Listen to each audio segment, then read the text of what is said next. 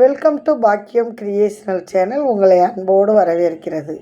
இன்றைக்கி நம்ம சேனலில் என்ன வீடியோ போட போகிறோம்னா, தையல் சம்மந்தமாக தான் வீடியோ போட போகிறோம். தையல்னால் போர்வை வந்து ஒரு சிஸ்டர் வந்து கொடுத்தாங்க.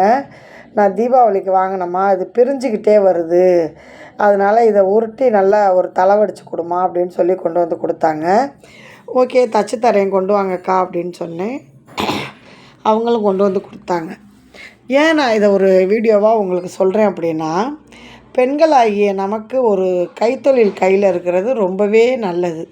அதனால தான் நான் உங்கள்கிட்ட அடிக்கடி சொல்லுவேன், நம்மளுக்கு வருமானம் ஈட்டக்கூடிய தொழில் ஒன்று கையில் இருக்கணும் அப்படின்னு உங்கள்கிட்ட நான் சொல்லிகிட்டு இருக்கேன். வாங்க இப்போ நம்ம வீடியோக்குள்ளே போவோம். எப்படி நம்ம அந்த போர்வையை தளவடிக்க போகிறோம் அப்படிங்கிறதையும் உங்கள்கிட்ட சொல்கிறேன். வீடியோ பார்க்கும் அனைத்து உள்ளங்களுக்கும் எனது மனமார்ந்த வாழ்த்துக்கள். வாங்க இப்போ போர்வையை எப்படி தைக்கிறதுன்னு பார்க்கலாம். நான் வந்து மேட்சாக அரக்க கலர் நூல் போட்டுக்கிட்டேன், அதே கலரில் பாபின் சுற்றி நூல் போட்டுக்கிட்டேன். இப்போ கூட குறைச்சி இந்த பிசுறு மாதிரி வரும்ல, அது மாதிரிலாம் இருக்கிறதெல்லாம் கத்திரியை வச்சு கட் பண்ணி எடுத்துக்கிட்டு நல்லா ஒரு 1/2 இன்ச்சு அளவுக்கு பட்டையாக மடித்து நம்ம மிதியை தூக்கி விட்டு உள்ளே வச்சு தைக்கிறேன் பாருங்கள். தைக்கும்போது தையல் நூல்லாம் கரெக்டாக இருக்கான்னு பார்க்குறேன். கரெக்டாக இருக்குது. அதனால் ஏன்னா இதில் கொஞ்சம் துணி வந்து நூலாக இருக்குது. அதனால் என்ன செய்யுதுன்னா மாட்டிக்குது. அதுக்காக கொஞ்சம் கவனம். ஏன்னா போர்வை அழுத்தமான போர்வை இல்லையா, சோலாப்பூர் போர்வை. அதனால் இப்போ ஒரு பக்கம் நம்ம தைச்சிட்டோம். இந்த தைச்சதை இன்னொரு பக்கமும் தைச்சிட்டு மடிச்சுக்கலாம். அதுக்காக தான் நான் இப்போ தைக்க போகிறேன் பாருங்கள். ஒரு தளவு ஃபுல்லாக தைச்சிட்டு நம்பர் வந்து நான் கிட்ட வச்சுக்கிட்டேன். ஏன்னா ரொம்பவும் கிட்ட இல்லை, 4 நம்பர் அதிகமாக வைக்கணும்னு சொல்லுவாங்க. நான் வந்து ஒரு 4ல் வச்சுக்கிட்டேன்.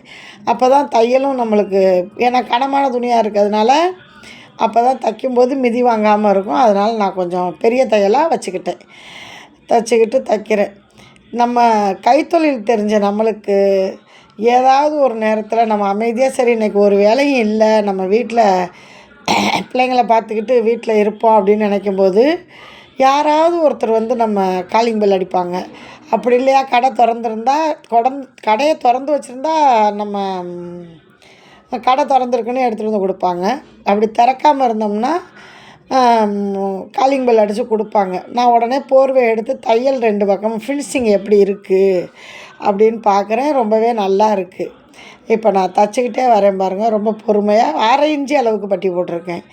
அந்த பாப்பா கொடுக்கும்போதே சொன்னாங்க, இந்த போர்வை வந்து ரொம்ப பிசுறு வெட்டிடாதம்மா, பெரிய போர்வையாக இருக்கணும், அதனால அது உறிஞ்சிக்கிட்டே வருது, நூலாக இலையாக எடுத்துக்கிட்டு வருது, அதுக்காக தான் நான் வந்து சரி இதை ஒரு தையலாக நம்ம போட்டுருவோம் அப்படின்னு கொண்டு வந்திருக்கேன். நீங்கள் ரொம்ப வெட்டிடாதீங்க, அந்த பிசுறு நூலை மட்டும் வெட்டிட்டு தைச்சி கொடுங்க அப்படின்னாங்க.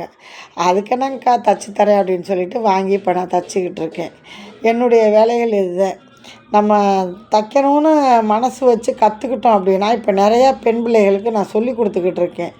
நம்மளை தேடி வர்ற குழந்தைகளுக்கு எப்படி தைக்கணும், எனக்கு தெரிஞ்ச முறையில் நான் எப்படி கற்றுக்கிட்டனோ அந்த ஸ்டைலில் எப்படி கற்றுக்கிட்டனோ அதை வச்சு அப்படியே நான் சொல்லி கொடுப்பேன். என்கிட்ட நிறையா பேர் வந்து கற்றுக்கிட்டு இப்போ சொந்தமாக மிஷின் வாங்கி போட்டும் தைக்கிறாங்க. அதனால் பெண்களாகிய நம்மளுக்கு ஒரு கைத்தொழில் இருக்கணும், வருமானம் ஈட்டக்கூடிய ஒரு தொழிலாக இருக்கணும்னு நான் ஒவ்வொரு பதிவுலேயுமே சொல்லியிருக்கேன். இந்த பதிவுலேயும் சொல்கிறேன். நம்மளுக்கான தொழில் இருக்கும்போது, நம்மளுக்கான வருமானம் வரும்போது குடும்பத்தை நல்லா ஈஸியாக நம்ம ரன் பண்ணி கொண்டு போகலாம். குழந்தைங்க ஒரு பேனா பென்சில் கேட்குது, நம்ம கையில் அமௌண்ட் இருந்தால் நம்ம வாங்கி கொடுப்போம் இல்லையா, அது மாதிரி. இப்போ நான் இந்த போர்வையை தைச்சிட்டேன். அந்த அக்கா வந்தால் இப்போ இதில் நம்மளுக்கு ஒரு 50 ரூபா கிடைக்கிதில்ல, இது நம்மளுடைய வருமானம் தானே.